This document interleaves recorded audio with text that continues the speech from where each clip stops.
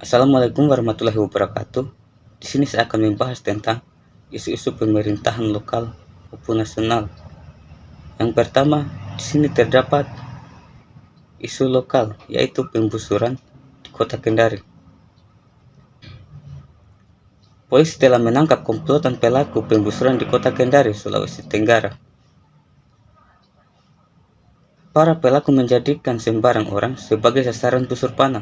Korban mereka disasar secara acak, kata Kapolres Kota Kendari Kombes Muhammad Eka Faturrahman saat jumpa pers pada hari Rabu, tanggal 18 bulan 5 2022. Siapa-siapa saja pelaku penggusuran secara acak tersebut? Faturrahman mengungkapkan, para pelaku adalah remaja berinisial FM, usia 19 tahun, B 15 tahun, AG 22 tahun, AS 17 tahun, R 22 tahun, dan EH 19 tahun. Para pelaku ditangkap di sejumlah lokasi yang berbeda. Saat ini, polisi juga sedang mengincar dua pelaku lainnya yang sempat dicurigai sebagai komplotan FM sebagai pelaku utama. Di mana saja tempat terjadinya penggusuran secara acak tersebut?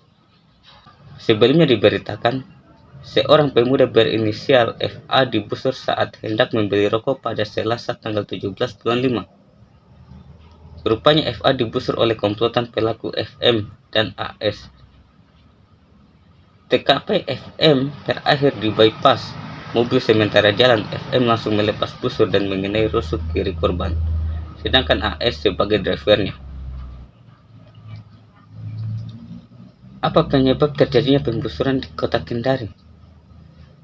Motif FM menggusur warga secara acak karena tersinggung seorang rekannya mendapat ancaman penganiayaan oleh seseorang. Komplotan pelaku sempat mencari orang yang mengancam rekannya sehingga melepaskan busur panah ke sembarang arah. FM dan temannya itu datang ke sana, yaitu di tempat orang yang mengancam rekannya tersebut. Hendak melampiaskan emosinya karena tidak ditemukan orang tersebut, maka FM melampiaskan dengan cara melepas busur kepada siapa saja yang ada di sana. Lalu, hukuman apa yang dijatuhkan pada mereka? Hukuman atas perbuatan tersebut, para pelaku dijerat dengan pasal 351 ayat 1 Kitab Undang-Undang Hukum Pidana, JO pasal 55, 56 Kitab Undang-Undang Hukum Pidana, dan Undang-Undang Darurat dengan ancaman minimal 10 tahun penjara. Lalu berikutnya kita melangkah ke isu yang kedua atau isu nasional.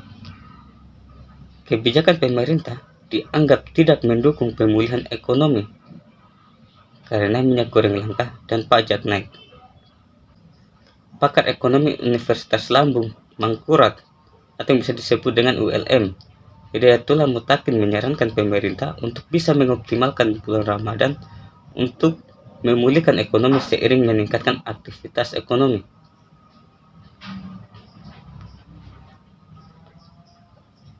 Alasan memulihkan ekonomi di bulan Ramadan.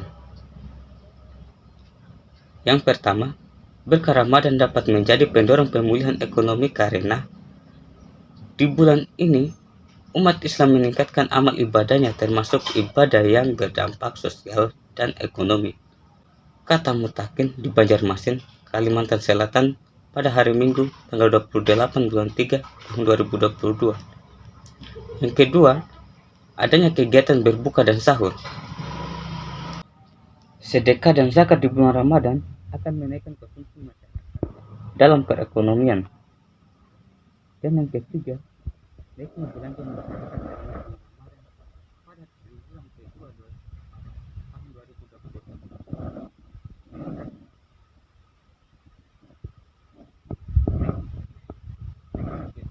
Naiknya belanja masyarakat selama Ramadan pada triwulan kedua tahun 2021 lalu turut mengangkat pertumbuhan pengeluaran rumah tangga dalam